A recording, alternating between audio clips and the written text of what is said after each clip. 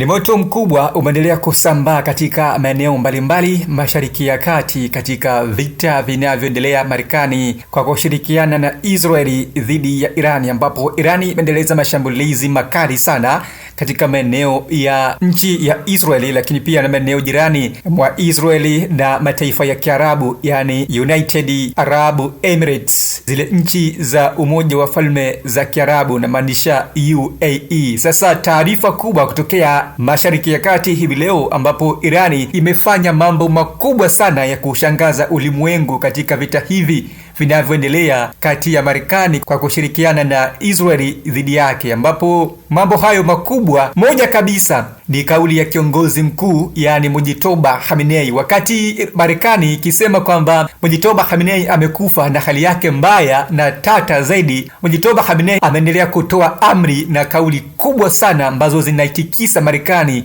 na kuitia chafya katika vita vyake vinavyoendelea dhidi ya Irani. Lakini pia katika mwendelezo wa taarifa hizo pia jeshi la Israeli IDF limeendeleza propaganda kwa kusema kwamba limemuua kiongozi mkuu wa Irani wa ulinzi, yani Bwana Ali Larijani, ambaye jana tu alizungumza. Kwa nini na imekuwaje? Endelea kusada na mimi hapa, chifu mkuu wa itifaki. Lakini pia hatujaishia hapo, kuna taarifa kubwa kabisa ambayo imechukua nafasi kubwa huko vita vya Irani na Marekani Mashariki ya Kati. Ni taarifa ya jeshi la IRGC likiongozwa na makamanda wake wenye uweledi na akili kubwa sana vitani. Wamesema nini? Ni kauli ya vitisho kwa rais wa Marekani Donald Trump, wakiitaka Marekani kusitisha kabisa operesheni yake ya Epic Fury na kuiita operesheni ya Epic Fear. Hatari sana. Kabla ya yote, mtazamaji, ninakusalimu sana. Ni matumaini yangu umeamka salama ukiwa na afya iliyo njema. Kama umetulia sehemu fulani, unaendelea na shughuli zako za kijasiriamali ama za kijamii, kupata mkate ama kufanya mkono uende kinywani, basi tumshukuru Mwenyezi Mungu muumba mbingu na ardhi, aliyetubariki sisi kutupatia afya na pumzi ambayo tunaipumulia. Tuseme alhamdulillah, na wale wenzetu basi tuseme Bwana ametenda. Mimi naitwa chifu mkuu wa itifaki na hii hapa ni Yuhoma TV ndani ya 1 kutokea Mashariki ya Kati, vita vya Irani na Marekani. Tuanze na taarifa kubwa kabisa ambayo imeutikisa ulimwengu juu ya huko Irani, ambapo Irani imeendeleza mashambulizi makubwa sana na kuangamiza baadhi ya maeneo kiwemo viwanja vya ndege. Moto mkali umeshuhudiwa katika maeneo mbalimbali katika taifa la Irani. Karibu sana hapa kujipatia undani huu wa taarifa, lakini tuanze na taarifa kubwa ambayo jeshi la Irani kupitia msemaji wake, yani jeshi la walinzi wa mapinduzi ya Kiislamu kupitia msemaji wake ambaye ni Bwana Ibrahim Zulfaghali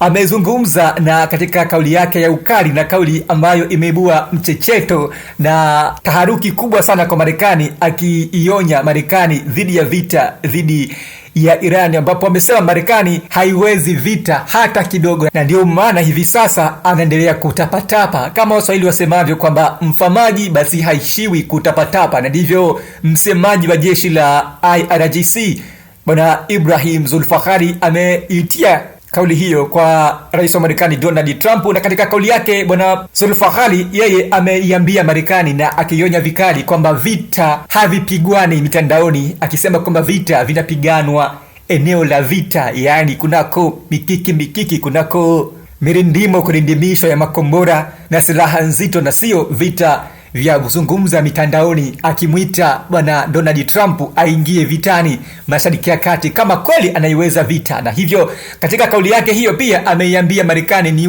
mwoga wa vita, yani haiwezi vita, na ndio maana sasa hivi ameanza kuomba msaada kwa mataifa ya Magharibi ambaye amesema ni vibaraka wenzake, amesema kwamba ni waoga wenzake, mashirika ya Umoja wa Korea Turufu na Umoja wa Kujihami yani NATO, ambapo Bwana Ibrahim Zulfaghali ameenda mbali zaidi akisema kwamba moto umewaka na moto ndio kwanza umeanza, hapo bado vita havijafika kokote, tayari Marekani anaanza kudebweda, anaanza kudevela. Hatari sana. Sasa msemaji wa RGC akizungumza hilo amesema, a message to the President of the United States. The outcome of war cannot be determined by tweets. Matokeo ya vita huamuliwa vitani, si kwa machapisho ya mtandaoni, yani tweets. Kamwe mahali halisi ambapo wewe na majeshi yako Donald Trump hamthubutu hata kukaribia, ndipo mnapobaki mkilizungumzia tu kwenye mitandao ya kijamii, kwenye mitandao yenu ya Twitter, mkitumia tweets. Ni bora vita hii iitwe hofu kubwa, yaani epic fear, na sio vile ambavyo mmeiita katika operation yenu mlioiita epic fari. Muite tu epic fear badala ya hasira kubwa ama epic fari. Mimi ndivyo ambavyo naona, na jeshi letu la IRGC ndivyo ambavyo linachukulia vita hivi. Ni vita vya hofu kubwa kwa Marekani na washirika wenu wote ambao pia ni vibaraka wenu mnaowategemea na kuwatumia kila siku. Labda niseme tu hapo, bado mtaendelea kuangamia vibaya sana, na mkizidi kuendelea kuleta ukaidi vitani, basi mtaendelea kuangamia nyinyi na vizazi vyenu. In your tweets, it's better to name this war as epic fear instead of epic fury. Ibana, moto mkubwa sana unaendelea kuwaka vita vya Iran na Marekani. Huyo ni msemaji wa jeshi la walinzi wa mapinduzi ya Kiislamu IRGC akizungumza katika taarifa ambayo ni taarifa kwa umma inayochapishwa katika kurasa mbalimbali za mitandao ya kijamii, ikiwemo vyanzo rasmi vya taarifa vya kijeshi ama vya kiserikali nchini Irani. Ni bwana Ibrahim Zulfaghali. Sasa kufuatia kauli ya msemaji wa jeshi la IRGC, yani walinzi wa mapinduzi ya Kiislamu nchini Irani, kiongozi mkuu wa Irani yani bwana Mojtaba Khamenei, Ayatollah huyu mpya kabisa, ametoa kauli mpya sana, na kauli ambayo imeipa taharuki Marekani na kuitetemesha zaidi. Kama unakumbuka vizuri mtazamaji, ni kwamba siku za hivi karibuni Marekani ilitoa pendekezo la makubaliano, yani ikiitaka Irani iweze kuleta makubaliano ili kuweza kumaliza vita, na akisema kwamba hana chaguo lingine Irani juu ya makubaliano ambayo yatamaliza vita kwa haraka na kuondosha ule uharibifu mkubwa ambao unaendelea kufanywa kule katika taifa la Irani, lakini na maeneo mengine Mashariki ya Kati. Sasa kiongozi mkuu wa Irani Ayatollah Mojtaba Khamenei, ambaye yeye ametoa kauli ya kuto kurudi nyuma ama kuogopa kile ambacho Marekani amekuwa kikifanya Mashariki ya Kati na kuendeleza uhasama dhidi yake. Na hapa bwana Mojtaba Khamenei ameitolea uvivu kabisa Marekani, na amesema kwamba Irani haiko tayari na makubaliano yoyote na haiko tayari na mapendekezo yoyote ya amani, si ya Umoja wa Mataifa wala si ya Marekani wala si ya nani, akisema kwamba Irani itasimama dhidi ya kisasi mpaka pale ambapo Israel na Marekani watakapotapika damu katika vinywa vyao kupitia mioyo yao. Ni kauli tata kabisa hii ya kiongozi mkuu wa Irani bwana Mojtaba Khamenei, ambapo katika ujumbe wake ameendelea kusema ya kwamba Irani imekataa mapendekezo yaliyo kwa Wizara ya Mambo ya Nje kupitia nchi mbili za kati, na Mojtaba Khamenei ameiambia Wizara ya Mambo ya Nje ya mambo ya kigeni yani ya Irani chini ya bwana Abbasi Araghchi kwamba mapendekezo hayo ambayo yametumwa na hizo nchi mbili, huu sio wakati mwafaka wa amani, yani huu sio muda wake wa amani, huu sio muda kukaa mezani na kuzungumza swala la amani, huu ni muda wa vita, ni vita mura, ambapo amezungumza katika ujumbe wake ambao ameutuma na mashirika mbalimbali ya habari nchini Iran, lakini pia na mataifa mbalimbali yamenukuu ujumbe huu, ikiwemo chombo cha habari cha Reuters kutokea huko Magharibi, lakini pia na chombo cha ndani ya Irani Tehran Times, lakini pia na Mehri News, bila kusahau chombo cha Irani pia IRNA, ambapo ujumbe huu umeripotiwa na kunukuliwa vyema kabisa, ambapo ujumbe unasema kwamba Marekani, Israel lazima ionje damu ya usaliti, lazima ionje kile ambacho imefanya kwa Irani,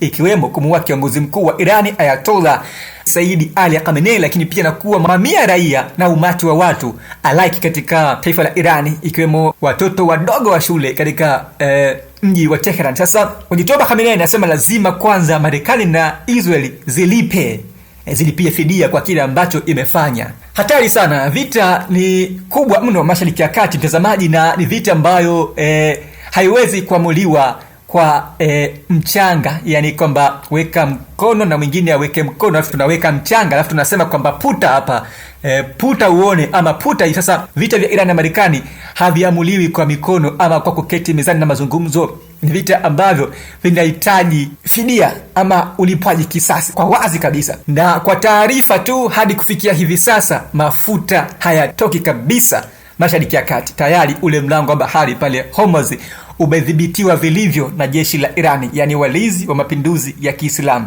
noma sana. Na jana, kama unakumbuka vizuri sana mtazamaji, ni kwamba Iran ilifanya shambulizi kubwa sana katika uwanja wa ndege wa Fujairah ambapo upo katika nchi zile za Falme za Kiarabu, yani UAE, ambapo UAE imesimamisha upelekaji wa mafuta baada ya mashambulizi hayo ya Irani kufanywa. Kwa hivyo manake mpaka hivi sasa hayachomoki kule mataifa ya Kiarabu baada ya bandari hii kusimamisha upelekaji wa mafuta baada ya mashambulizi makubwa kabisa ya Irani. Hii ni taarifa, inaweza ikawa taarifa mbaya kwa Marekani ama kwa mataifa ya Ulaya, lakini pia ni taarifa nzuri sana kwa jeshi la Iran, lakini pia na taarifa ya ushindi kwa Irani nzima.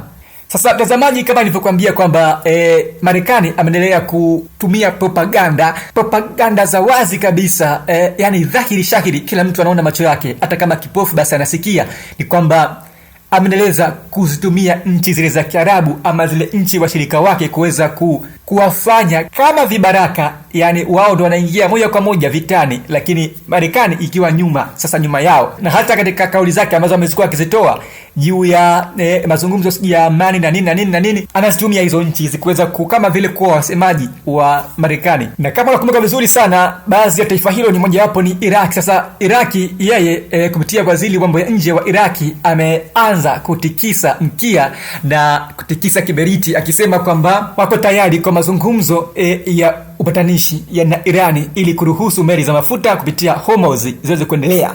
Na wakati huo Irani kupitia kiongozi wake mkuu, yani Mujtaba Khamenei, ameshasema hakuna mazungumzo yote ambayo yanapaswa kufanyika kwa wakati huu. Amesema sio muda wake wala sio muda mwafaka. Na hii huenda ni propaganda za wazi kabisa za Marekani ameitumia Iraki kuweza kuzungumza hili ili kuilainisha Irani. Na Iraki ni moja kati ya taifa ambalo lina ushirika wa karibu sana na Marekani. Kama nakumbuka siku za hivi karibuni, Marekani alishambulia balozi wake pale Iraki mjini Baghdad na kuhalifiwa kuuawa kwa baadhi ya maafisa wa juu kabisa wa Marekani katika balozi ule, ambapo hili lilimpigisha chafu Marekani na pia kumtia woga juu ya Irani kufanya mashambulizi yake haya katika balozi mbalimbali ulimwenguni. Sasa waziri huyu mambo ya kigeni wa Iraki amezungumza hili na amesema kwamba Baghdad, yani mji mkuu wa Iraki, ipo tayari kuwasiliana na Irani kuruhusu baadhi ya meli za mafuta kupita katika mlango wa bahari wa Hormuz ili kuweza kuleta utangamano wa hali ya usalama kwa shwari kule Irani, lakini pia na Mashariki ya Kati. Kama nilivyokuambia kwamba wahenga wanasema mfamaji haishiwi kutapatapa na mtaka cha uvunguni sharti ainame, lakini pia wahenga hao wameenda mbali zaidi wakisema kwamba mtoto akililia wembe mpatie, mkabidhi mkononi mwake, ukimkata damu ikitoka basi ataona athari za wembe kuchezea. Na haya yote ndiyo ambayo yanafaa ama yanafaili Marekani kuambiwa kwa sasa, ambapo mpaka hivi sasa Marekani imeanza kutapatapa ikiomba msaada kwa mataifa washirika wa Marekani, yani Umoja wa NATO, lakini pia na mataifa jirani ya Marekani, akisema kwamba wamsaidie katika vita. Sasa kupitia taarifa hizo za propaganda ambazo zimeendelea kutolewa na Marekani na Israeli, na hapa kidogo nikupe kitu kimoja mtazamaji, kama ulikuwa ufahamu, kuna aina mbili za propaganda, yani propaganda kuu, yani kuna propaganda ambayo ni nyeupe na kuna propaganda nyeusi, yani hii kuna white propaganda na kuna black propaganda. Sasa hizi zote hizi Marekani amekuwa akizitumia, yani white propaganda na hata black propaganda. Yani black propaganda ni pale ambapo mtu anaingia kwenye akili ya mtu bila yeye kujua, lakini white propaganda ni pale ambapo mtu anaingia kwenye akili ya mtu akiwa mwenyewe pia anaona kwamba huyu mtu kweli hapa anaingia kwenye akili yangu. Sasa Marekani anatumia hizi zote, white propaganda na black propaganda, kuweza kuingia na kuitambia Irani, ambapo hapa sasa ametumia jeshi la Israel IDF kupitia maafisa wake kusema kwamba tayari wamemsambaratisha kiongozi mkuu wa usalama wa Irani, yani bwana Ali Larijani. Na hivi taarifa iliyotolewa na jeshi la Israel IDF inasema kwamba imeweka shabaha na imeshambulia katika mji mkuu wa Tehran, Irani, na kumsambaratisha kiongozi mkuu wa Irani bwana Ali Larijani anayehusika na masuala ya ulinzi na usalama, ambaye pia ni katibu wa usalama wa taifa wa Irani. Sasa katika taarifa hiyo ya propaganda ambayo imetumwa na jeshi la Israeli kupitia pia vyombo vya habari vya Israeli, inasema ya kwamba jeshi la Israeli IDF limefanya shambulizi kubwa huko mjini Teherani na kuthibitisha kwamba limemwangamiza ama kumuua kiongozi mkuu wa usalama wa taifa wa Irani bwana Ali Larijani. Japo taarifa hizi za vyanzo mbalimbali vya taarifa kutokea Israeli vinasema kwamba hakuna uthibitisho wa moja kwa moja kwamba kiongozi mkuu wa Irani bwana Ali Larijani ameuawa au la. Mpaka hapo tayari ni propaganda ambayo imechezwa hapa.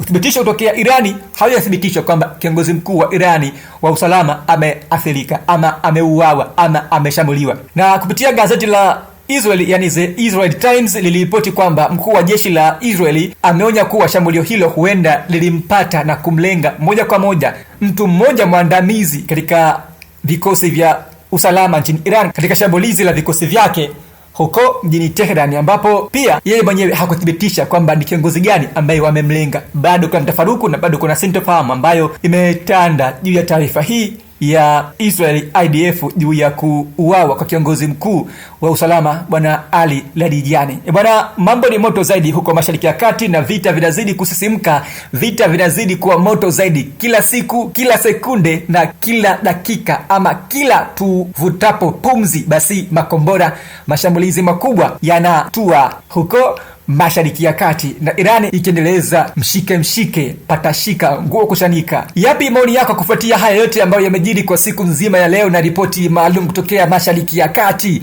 Mimi naitwa Chifu Mkuu wa Itifaki na hizi hapa ni ripoti maalum na ripoti nyeti ambazo naweza kusema kwamba hazijakatwa utepe popote pale na vyanzo vyovyote vile vya taarifa kutokea hapa ulimwenguni. Sehemu pekee ambayo unajipatia taarifa nyeti na taarifa kubwa na muhimu ambazo zimefanywa uchambuzi na udadavuzi pamoja na uyakinifu wake katika taarifa, picha ama video ama taarifa kwa ujumbe, basi hapa tunazichambua vizuri na vyema kabisa. Tunakuletea kitu ambacho kipo bora na kina ustadi wa hali ya juu katika taaluma ya taarifa. Sasa nikwambie kitu kimoja, kwa ishu yoyote ya matangazo ama ishu yoyote ya biashara, una biashara, una sehemu yako, unamiliki kampuni, unamiliki kiwanja, unamiliki nyumba ama gari ama hata pikipiki, unasema kwamba unahitaji kupata wateja, unahitaji kufikia umma ama unatoa huduma mbalimbali za kijamii, basi wewe tupigie simu ama tutafute katika njia ya mawasiliano ya email kupitia bio yetu hapo ukurasa huu wa YouTube, ili uweze kupata huduma bora za matangazo kutokea hapa Yuhoma TV, ili kufikia azma yako ya kibiashara ama ya kihuduma, kufikia umma mwingi ama watu wengi, ambapo watu wengi sana wapo huku katika undani wa taarifa. Chifu Mkuu wa Itifaki napatikana vyema kabisa kunako mitandao ya kijamii pale Instagram, wewe andika tu afisa3_official, yani afisa 3 mstari wa chini alafu official, na nipata vyema kabisa. Kwa mengi zaidi bonga nasi. Kwa hivi sasa niseme shukrani sana kwa kuendelea kutufuatilia na kuwa na sisi kila hatua ambayo taarifa tumekuwa tukikuletea popote pale ulipo. Kwa heri kwa sasa, tukutane wakati mwingine.